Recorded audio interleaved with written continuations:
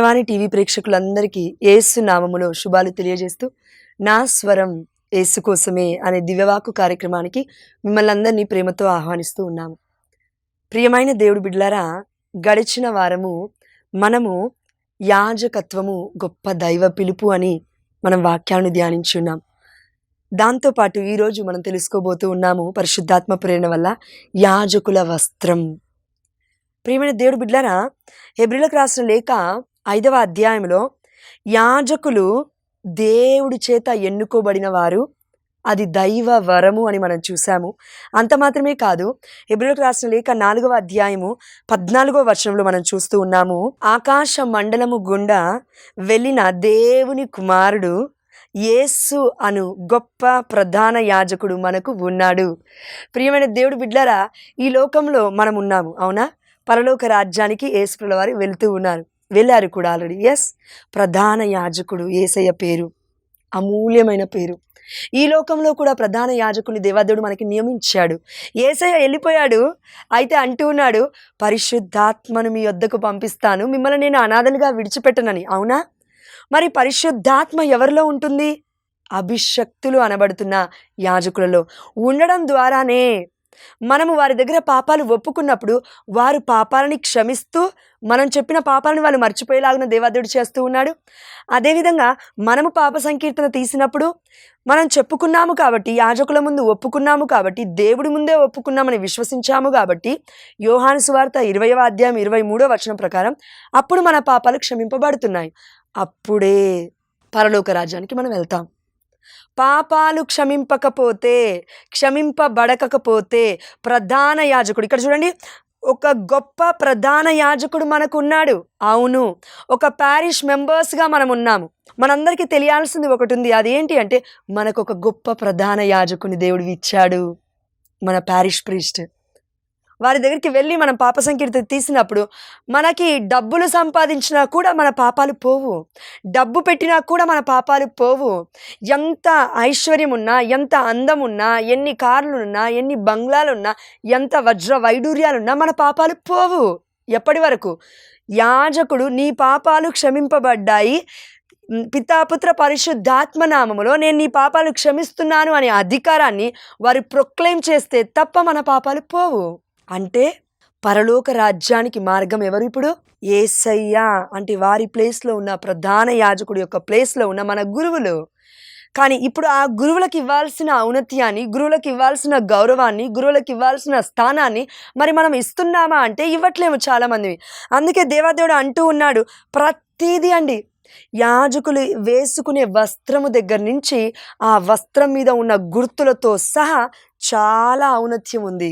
చూడండి ప్రియమైన దేవుడు బిడ్డలారా, ఒకటి ఇక్కడ మనం చూద్దాము. మనకి ఇది అర్థం అవ్వాలంటే గురువుల యొక్క గొప్పతనము, ప్రధాన యాజకుడి యొక్క పదవి యొక్క గొప్పతనము, గౌరవము దేవుడు ఎంత గొప్పగా కొనియాడుతున్నాడో మనకు అర్థం కావాలంటే ఈ వాక్యం ఒకసారి మనం ధ్యానిద్దాం. మొట్టమొదటిది ఏం నేర్చుకున్నాం? ప్రధాన యాజకుడు క్రీస్తు ప్లేస్లో దేవుడు మన యాజకుని పెడుతూ ఉన్నాడు. ఎంత ధన్యులు కదా! మనం అన్నిలాగా జీవించకుండా ఉండడానికి వారు ధన్యులు అని తెలుసుకొని మనం బ్రతకాలి అని దేవుడు కోరుకుంటున్నాడు. ఇది మొదటిది. రెండవది, పునీత మన పేతురు గారు రాసిన మొదటి లేఖ 2వ అధ్యాయము 9వ వచనం ఒకసారి చూద్దాం. ఇది ఎవరితో దేవాదేవుడు చెప్తున్నాడు? పునీత పేతురు గారి ద్వారా. అంటే నీతో నాతో. ఏమని అంటున్నారంటే, మీరు ఎన్నుకొనబడిన జాతి, నువ్వును నేను, ఈ ప్రపంచంలో ఉన్న ప్రతి బిడ్డ కూడా ఎన్నుకోబడిన జాతి, రాజరికపు యాజక బృందము. అర్థం చేసుకోవాలి వాక్యం ఇది. రాజరికపు యాజక బృందము, పవిత్రమైన జనము. చూడండి, మనకి దేవుడు ఇస్తున్న పేర్లు పవిత్రమైన జనం అంట. మనందరికీ తెలుసు మనం పాపాత్మని, అవునా? కానీ దేవుడు మనకి పెట్టిన పేరు, యేసయ్య రక్తము చిందించి మన పాపాలని కడిగివేసి మనల్ని నీతిమంతులు అంటున్నాడు, పవిత్రమైన జనము అంటున్నాడు. ఎవరిని?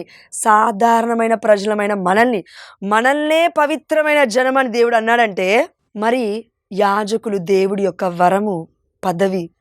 మరి ఇంకా వాళ్ళు ఇంకెంత పవిత్రమైన జీవితాన్ని జీవిస్తున్నారని దేవదేవుడు మనకి చెప్తున్నాడు. ఆ పదవే హోలీ, ఆ యొక్క పవిత్రమైనది, అతి పవిత్రమైనది. అందుకే ప్రియమైన దేవుడు బిడ్డలారా, ఒకసారి ఈ సమయంలో మనం ఆలోచిద్దాం. పాత నిబంధనలో యాజకులు, ఆ యొక్క అర్చకులు, ఆ యొక్క మనకి బలిపీఠం లాగా ఉంటుంది. ధూపం వేసే బలిపీఠం పాత నిబంధనలో ఉంది క్లియర్గా. ధూపం వేసే బలిపీఠం ఉంటుంది. అక్కడ ధూపం వేయాలి అర్చకుడు వెళ్ళి ప్రతిరోజు. కానీ ప్రధాన యాజకుడు మాత్రము 1 ఇయర్కి అంటే సంవత్సరానికి ఒక్కసారి దివ్య మందసనాథుడు అంటే లోపల గర్భగుడి ఉంటుంది. 2 తెరలుంటాయి. ఒక తెర తెరిస్తే ఒకటి ఏముంటుందంటే పరిశుద్ధ స్థలం పాత నిబంధన ప్రకారం, ఓకేనా. ఇంకొక తెర అవతల ఏముంటుంది అంటే అతి పరిశుద్ధమైన స్థలం. ఇక్కడికి ఎవరైనా రావచ్చు, అర్చకులు యాజకులు రావచ్చు మొట్టమొదటి పవిత్రమైన స్థలానికి. కానీ లోపల ఇంకోటి గర్భగుడి ఉంది, అతి పరిశుద్ధమైన స్థలం ఉంది.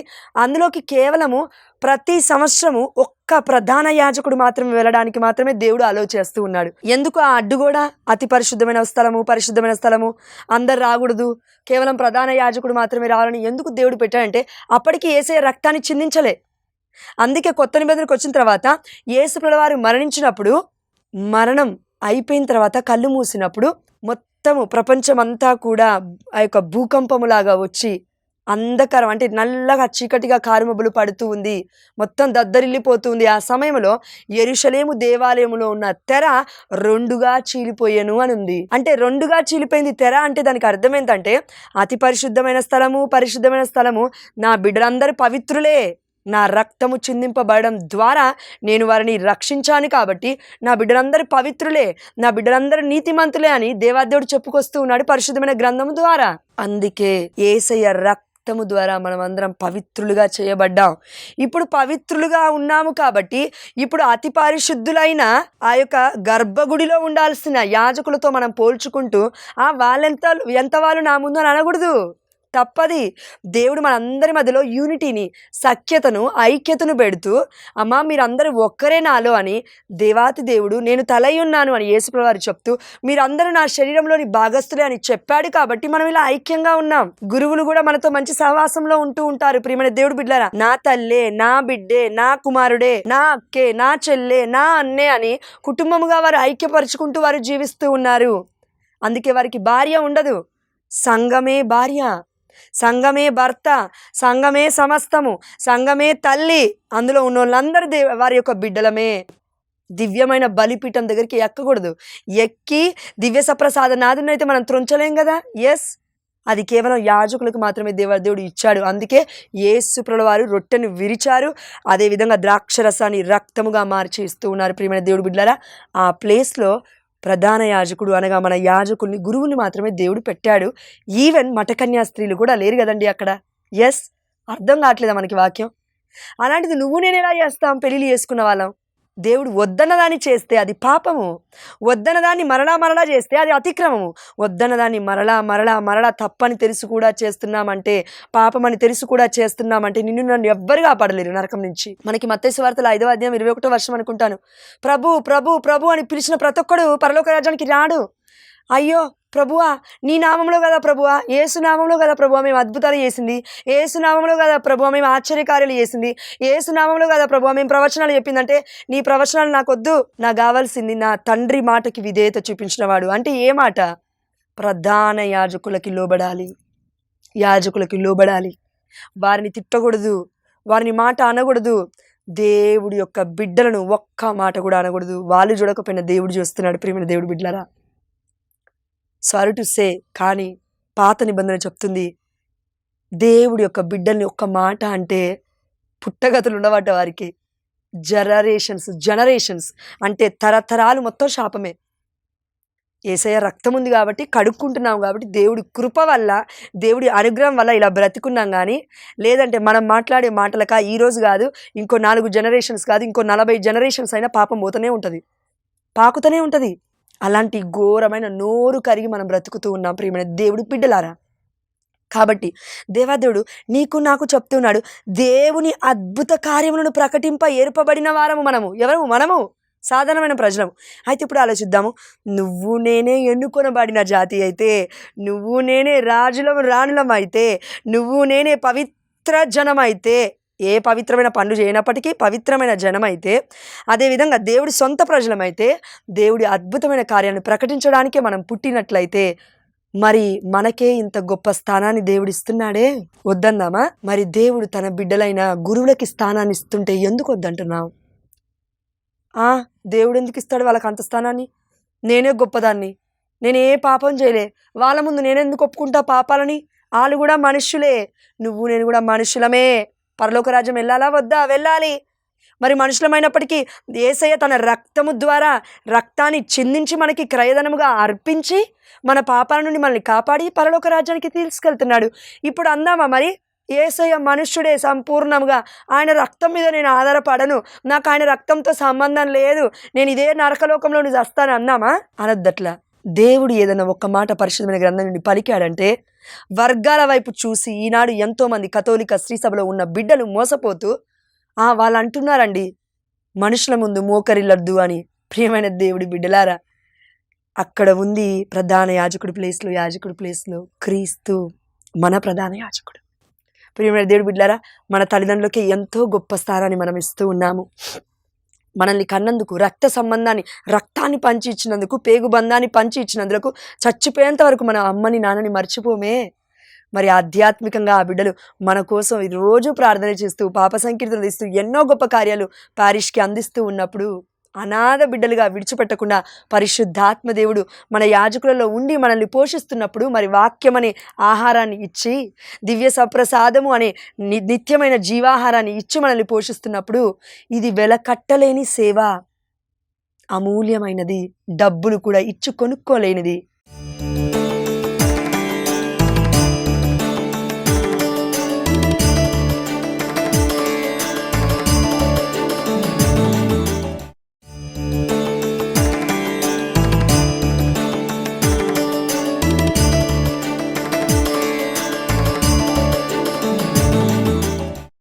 నిర్గమాకాండము 28వ అధ్యాయంలో ఇదెందుకు మనం ధ్యానిస్తున్నామంటే ఒకటే అండి, క్లియర్గా మనం తెలుసుకుందాం. ఇప్పుడు నేను వేసుకున్న బట్టలు ఉన్నాయి, చూడగానే అర్థమైపోతుంది లే ప్రీచర్ అని, లేదంటే లే పర్సన్ అని. అవునా? ఎస్, సాధారణమైన వ్యక్తిని, పెళ్ళి అయింది కాబట్టి ఒక భర్తకి ఒక భార్య ఈమె అని, ఒక తల్లికి ఒక తండ్రికి ఒక బిడ్డ అని అర్థమవుతుంది చూస్తే, ఒక స్త్రీ అని అర్థమవుతుంది ముఖం చూడగానే. అవునా? అదేవిధంగా యాజకుల వస్త్రాలు చూడగానే, ఆ వస్త్రాలు వేసుకున్నప్పుడు మనకి ఏమర్థమవుతుంది? సరే అండి, స్కూల్ యూనిఫామ్ చూసాము, యూనిఫామ్ చూడగానే ఇప్పుడు మామూలుగా మన సెయింట్ మేరీస్ చూడండి, పెద్ద పెద్ద స్కూల్స్ ఏదైనా చూడండి, మొత్తం ఎక్కడైనా చూడండి, గవర్నమెంట్ స్కూల్స్లలో కూడా యూనిఫామ్ ఉంటుంది. ఎందుకు? నువ్వు పెద్ద నేను చిన్న అనే తారతమ్యం లేకుండా అందరూ ఒకటే కలర్లో వస్త్రాన్ని ధరిస్తారు. ఎందుకు? వాళ్ళని చూడగానే uniform, unity in the form వాళ్ళైతే ఏదైతే వేసుకున్నారో అందులో అందరిలో ఏం చూపిస్తుంది అంటే ఐక్యత. నేను ఈ స్కూల్కి సంబంధించిన దాన్ని, మేమందరం ఈ స్కూల్కి సంబంధించిన వాళ్ళము, మాలో హెచ్చు తగ్గులు లేవు, మేము ఐశ్వర్యం ఉన్నా, అందమున్నా, లేదంటే డబ్బు ఉన్నా, హోదా ఉన్నా, పలుకుబడి ఉన్నా, పేరు ప్రతిష్టలున్నా, మేమందరము కూడా స్కూల్కి వచ్చిన తర్వాత విద్యను నేర్చుకోవడానికే మేము వచ్చాము అనే తగ్గింపు అందరిలో ఉండడానికి స్కూల్లో అలా ఉంటుంది. స్త్రీ వస్త్రధారణ ఎలా ఉండాలో కొత్త నిబంధనలో ఉంది, కొంగేసుకోవాలని ఉంది. పురుషుల యొక్క పరిచర్యలో కూడా ఎలా ఉండాలి, వాళ్ళు మద్యపానం చేయకూడదని కూడా ఉంది. అవునా? ఎస్. తిండిబోతులు కాకూడదు, త్రాగుబోతులు కాకూడదు, వ్యసనపరులు కాకూడదు, వ్యామోహము కాకూడదు, పరస్త్రీని మోహించకూడదు, ఇవన్నీ ఉన్నాయి. స్త్రీకి పురుషులకి ఇద్దరికి దేవుడి పరిచర్య లే ప్రీచర్స్ కూడా ఉన్నాయి కండిషన్స్. ఎస్, అంటే రూల్స్ ఉన్నాయండి, ఆ యొక్క ప్రోటోకాల్స్ ఉన్నాయి, నీతి నియమాలు నిబద్ధతలు ఉన్నాయి, ధర్మము ఉంది. అయితే ఇక్కడికి వచ్చేసరికి పాత నిబంధన నుండి మనం అబ్జర్వ్ చేస్తే, కొత్త నిబంధనలో కాదు, పాత నిబంధన నుండి యాజక వస్త్రం గురించి ఉంది. ప్రియమైన దేవుడి బిడ్డలారా, మరి యాజకుని యొక్క దుస్తులు ఎలా ఉండాలో దేవుడు చెప్తున్నాడు, మనందరి దుస్తుల యొక్క ధారణ ఎలా ఉండాలో దేవుడు చెప్తున్నాడు. కానీ దాంట్లో తేడా ఉంది. అదేంటి? పరిశుద్ధమైన గ్రంథంలో కొత్త నిబంధనలో మార్కు సువార్త 5వ అధ్యాయం 28వ వచనంలో మనం చూస్తూ ఉన్నాము. ఈ వాక్యమన్నా మనకు అర్థం కావాలి, మనకి జ్ఞానం ఇచ్చాడు దేవదేవుడు. ఇదిగో నా బిడ్డలు జ్ఞానం లేక నశిస్తున్నారు, అందుకే వర్గాల వైపు ఉరుకుతున్నారు, 49 వర్గాల వైపు, వేల వర్గాల వైపు ప్రపంచం మొత్తం తిరుగుతున్నారు. దివ్య సప్రసాద నాదులు లేకుండా ఎందుకండి మనం తిరిగేది? అందుకే దేవదేవుడు నీకు నాకు చెప్తున్నారు, ప్రియమైన దేవుడి బిడ్డలారా, అక్కడ 12 సంవత్సరాల నుండి రక్తస్రావ రోగి ఉంది. 12 సంవత్సరాలు అంటే 11 సంవత్సరాల, ఇంకా 12వ సంవత్సరానికి వస్తున్నప్పుడు అన్ని సంవత్సరాలు ఆమెకి స్వస్థత లేదా అంటే లేదు. ఎందుకు? విశ్వాసం లేదు. ఎందుకు? పట్టుకోవాల్సిన వ్యక్తిని పట్టుకోలేకపోయింది అప్పటి వరకు. నేను కూడా ఈ రోజులో ఎన్నో వేల వర్గాల వైపు ఉరుకుతున్నామేమో, దేవుడు మనకిచ్చిన వస్త్రాన్ని మనం పట్టుకోవట్లేమేమో. ఎందుకంటే అక్కడ ఆ 12 సంవత్సరాల రక్తస్రావ రోగి అప్పటి వరకు బాధపడినప్పుడు వెళ్ళి నేను యేసయ్యని పట్టుకుంటా అని వెళ్ళి యేసయ్యకి ఎదురుగా వెళ్ళి యేసయ్యని హగ్ చేసుకోలేదు, లేదంటే యేసయ్య చేతిని తాకలేదు, యేసయ్య కాళ్ళని కూడా పట్టుకోలేదు. యేసయ్య వేసుకున్న వస్త్రాన్ని పట్టుకుంది. కరెక్ట్గా మాట్లాడితే యేసయ్య వేసుకున్న వస్త్రం యొక్క చీలికలు ఉంటాయి కదండి. అప్పట్లో ఇలా చున్ని ఉందనుకోండి, మనకి చీలికలు ఉంటాయి, స్త్రీలకి బాగా తెలుసు.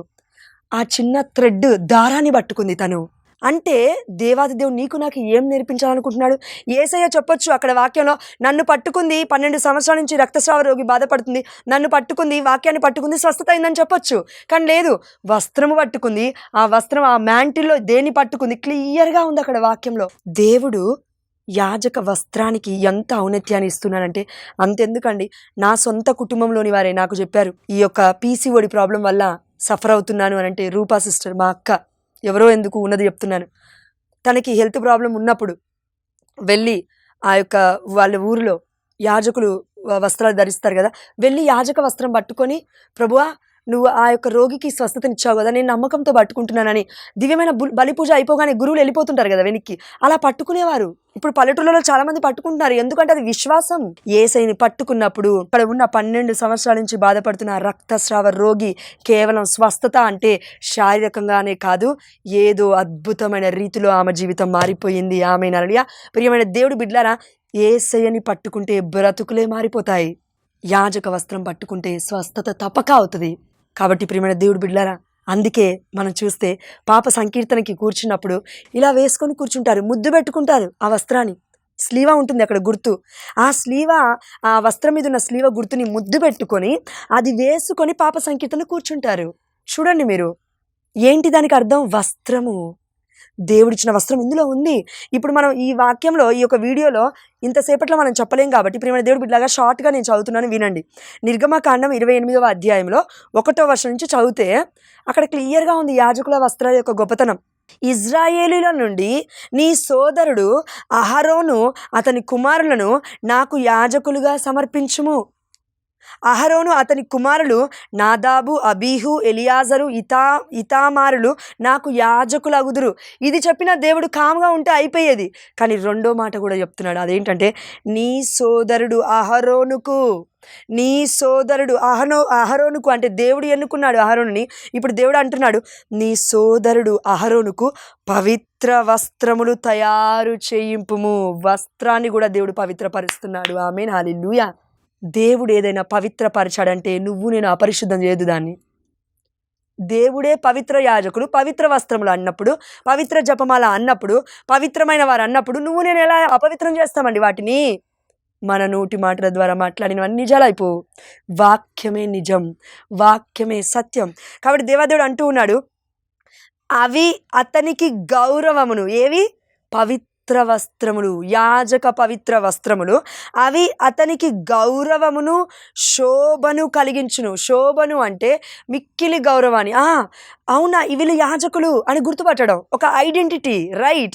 ఒక డాక్టర్కి తెల్లది వస్త్రం వేసుకొని అది పెట్టుకోగానే మెడలో ఏమంటారండి, హార్ట్ బీట్ చెక్ చేస్తారు కదా, చెక్ చేయగానే మనం ఏమంటాము, అది వేసుకొని ఈయన డాక్టర్. నల్ల వస్త్రము ధరిస్తే ఆయన లాయర్, పోలీసు వస్త్రాలు ధరిస్తే ఆయన పోలీసు. వీటన్నిటికీ వస్త్రాలు ఉన్నాయి, యూనిక్నెస్ ఉంది. మరి మన కనతలైన కథోలిక శ్రీ సభలో దేవుడే పెట్టాడు పవిత్రమైన వస్త్రాలు ధరించాలి పవిత్ర యాజకుడు అని ఒక కండిషన్. దేవుడు అంటూ ఉన్నాడు, ఎవరైతే తప్పు చేస్తున్నప్పుడు తప్పు చేస్తున్నావయ్యా నువ్వు అని గద్దించకపోవడం కూడా వాడితో పాటు, అతనితో పాటు, ఆమెతో పాటు నువ్వు నేను కూడా ఆ తప్పులో, ఆ పాపంలో పారిభాగస్తులం అవుతున్నామంటే పరలోక రాజ్యం వెళ్ళము. బాధ అనిపిస్తుంది, ఉన్నది చెప్పాలి, సత్యం అదే, పరిశుద్ధమైన గ్రంథం చెప్తుంది. మూడవది నేర్పుగల. చూడండి, ఈ 2 మాటలు హైలైట్ అయితే మూడో వాక్యం అండి ఇంకా గొప్ప విషయం. అదేంటంటే, నేర్పుగల పనివారిని అందరినీ, అంటే నాకు బట్టలు కుట్టడం వచ్చు అనేవారిని కాదట, నాకు వస్త్రాలు కుట్టడం వచ్చు అనేవారిని కాదంట దేవుడు ఎన్నుకున్నది. ఎవరినంటే నేర్పు అంటే తేరి ఉన్నవారు. ఏ వస్త్రము ఎలా ఉండాలి ఏంటి అని దేవుడి జ్ఞానం పొందుకున్న వారిని దేవాదేవుడు నియమిస్తూ ఉన్నాడు. ఇక్కడ నేర్పుగల పని వారిని అందరినీ అహరోనుకు వస్త్రములు తయారు చేయుటకు నియమింపుము. ఒక వస్త్రానికి ఎంత హడావిడి అవసరమా? అవసరమే, అకార్డింగ్ టు ద బైబిల్. ఎందుకంటే నువ్వు నేను తప్పిపోతాంగా భవిష్యత్తులో. అందుకే దేవుడు ఇది చెప్తూ ఉన్నాడు, వారికి నేను శక్తిని ప్రసాదించుతుని. ఈ వాక్యం వినగానే నేనైతే షాక్ అయిపోయానండి. నేను మెస్మరైజ్ అయిపోయాను. అద్భుతంగా అనిపించింది నాకు. ఎందుకంటే నీకు నాకు నార్మల్గా ఈ బట్టలు కుట్టాలంటే ఎవరైనా కొంచెం జ్ఞానం ఉండాలి వాళ్ళకి, అవునా? స్టిచ్చింగ్ తెలిసి ఉండాలి. కానీ దేవుడు ఇక్కడ వాళ్ళని ఏమంటున్నారు తెలుసా అండి? వారికి శక్తిని ప్రసాదించుతుని. ఏ శక్తి ఇది? పరిశుద్ధాత్మ జ్ఞానము. వస్త్రాలు ఇష్టం వచ్చినట్లు కుట్టడం కాదు, వస్త్రాలు ఇష్టం వచ్చినట్టు వేసుకోవడం కాదు. అవి పవిత్రమైనవి అని, అవి పరిశుద్ధమైన వస్త్రాలు అని, అమ్మో దేవుడి బిడ్డలు ధరించబోతున్నారని భయము భక్తి కలిగి దేవుడే నాకు ఇది చెప్పాడు అని ఆ నేర్పుని, ఆ యొక్క ప్రతిభను వారు ఉపయోగించుకొని దేవుని మహిమపరిచే యొక్క పని నేర్పరి అనే దానికి అర్థము. ప్రియమైన దేవుడు బిడ్డలారా, దీనికి దేవుడి శక్తి అవసరం, అంటే పరిశుద్ధాత్మ జ్ఞానము అని అర్థము. ఈ శక్తిని పొందుకున్న వారు పవిత్రమైన వస్త్రములను తయారు చేస్తూ ఉన్నారు. దీనికి దేవుడే వారికి జ్ఞానం ఇచ్చాడట. సపరేట్గా జ్ఞానం ఇస్తున్నాడు దేవాదేవుడు ఆ వస్త్రాన్ని కూడా తయారు చేయడానికి. ఇప్పుడు మనం అర్థం చేసుకుందాం ఓవరాల్గా, ఒక యాజక వస్త్రానికి ఇంత చరిత్ర ఉంది. దివ్యమైన బలిపీఠం దగ్గర, ఇది కూడా బలిపీఠం అనరు, దివ్యమైన బైబిల్ పెట్టినంత మాత్రం బలిపీఠం అవ్వదు. Bible became flesh. ఇప్పుడు వాక్యము మానవుడై మన మధ్యలో నివసించాడు. యేసయ్య రక్త రూపధారుడుగా, శరీర రూపధారుడుగా ఎక్కడైతే బలి సాక్రిఫైస్ అవుతూ ఉన్నాడో, ఎక్కడైతే ఆ యొక్క దివ్య సప్రసాద నాదుడిగా మారిపోతూ ఉన్నాడో ప్రియమైన దేవుడి బిడ్డలారా, అది బలిపీఠం అంటే. అది కాకుండా నువ్వు ఎక్కడికి వెళ్ళి ఎక్కడ డ్యాన్సులు వేసినా, ఇంకేం చేసినా, బైబిల్ పట్టుకొని ఊరేగించినా కూడా అది వ్యర్థమే. దేవుడి వాక్యం సత్యమే మాట్లాడమని చెప్తుంది. కాబట్టి ప్రభువా, మా అందరికీ నువ్వు ఇచ్చిన జ్ఞానాన్ని బట్టి నీకు స్తోత్రమయ్యా. యాజక వస్త్రము, ఇంకా ఎన్నో విషయాలు ఉన్నాయి ప్రభువా తెలుసుకోవడానికి. నాయనా, పవిత్రమైన గురువుల్ని ఎన్నుకున్నది నీవు, పవిత్రపరుచుకున్నది నీవు మేమెవరం కాదనడానికి. అదేవిధంగా వారు వేసుకుంటున్న వస్త్రాన్ని కూడా పవిత్రపరిచింది నీవు, జ్ఞానం ఇచ్చింది కూడా నీవే తయారు చేయడానికి వాటిని. కాబట్టి ప్రతి దాన్ని బట్టి నీకే సమస్త ఘనత మహిమ ప్రభావమును చెల్లిస్తూ మేము కూడా వారి వస్త్రాలను తాకుతూ ఉన్నప్పుడు నిన్ను తాకుతున్నాం ప్రభువా, నిన్ను పట్టుకుంటున్నాము ప్రభువా. మా వ్యాధుల నుండి మేము స్వస్థతను పొందుతాం ప్రభువా. ఆమేన్, హల్లెలూయా. అలాంటి వారి వస్త్రమే అంత అభిషేకం ఉంటే, వారు మా మీద చేతులు పెట్టి ప్రార్థించినప్పుడు ఇంకెంత అభిషేకం ఉంటుంది ప్రభువా. మేము నమ్మట్లేదేమో, మేము వేరే యొక్క అసత్యమైన మార్గంలో వెళ్తున్నామేమో. మమ్మల్ని మన్నించి సత్యమైన కనతలేని కథోలిక శ్రీ సభలో ఉంటూ ఈ సత్యాన్ని తెలుసుకొని జీవించే కృపను మా అందరికీ దయచేయమని ఈ వాక్య పరిచర్య ద్వారా మా గురువులకి, మా మఠకన్యా స్త్రీలకి, కథోలిక శ్రీ సభలో ఉన్న ప్రపంచవ్యాప్తంగా ఉన్న పోపు దగ్గర నుంచి డీకన్ బ్రదర్ వరకు, సిస్టర్ వరకు కూడా ప్రతి బిడ్డకి మంచి ఆయురారోగ్యాన్ని దయచేయమని, వారి ద్వారా మా ఆత్మను రక్షిస్తున్నందుకు నీకు వేలాది వందనాలు చెల్లిస్తూ, నీకు ఏమిచ్చి మేము రుణము తీర్చలేం ప్రభా. గురువులకైతే ఏమిచ్చి రుణము తీర్చలేం ప్రభా. మఠకన్యా స్త్రీలకు వారు ఇస్తున్న సేవలకు, వారు చేస్తున్న జపమాల ప్రార్థనలకు, వారు రహస్యంగా చేస్తున్న ప్రార్థనలకు మేము ఏమిచ్చి సేవ తీర్చుకోలేము ప్రభా, రుణము తీర్చుకోలేము ప్రభా. కానీ వారి కోసం మేము తిరిగి ప్రార్థించే కృపను ఈ వాక్య పరిచర్య ద్వారా నువ్వు మాకు ఇచ్చున్నావని విశ్వసిస్తూ, నజరేయుడైన యేసు నామములో కన్యాస్త్రీల రాజ్ఞి, యాజకుల రాజ్ఞి అమ్మ మరియ తల్లి మధ్యవర్తిత్వ ప్రార్థన ద్వారా మేము అడిగిన ప్రతిదీ పొందుకున్నామని విశ్వసిస్తున్నాము మా ప్రియ పరలోకపు తండ్రి. ఆమేన్. పితా పుత్ర పవిత్రాత్మ నామమున ఆమేన్.